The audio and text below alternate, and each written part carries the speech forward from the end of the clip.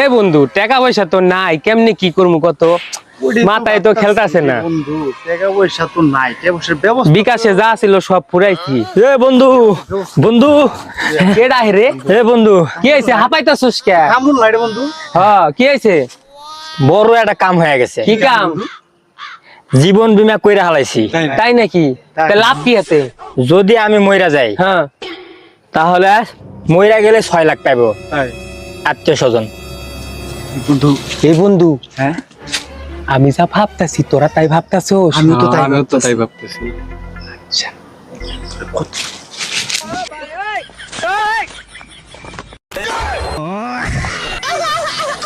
এ বন্ধু কিচ্ছা খতম, হ্যাঁ তাহলে ল হিসাবটা করে ফেলাই। হিসাবটা করে লাই। কি এর হিসাব?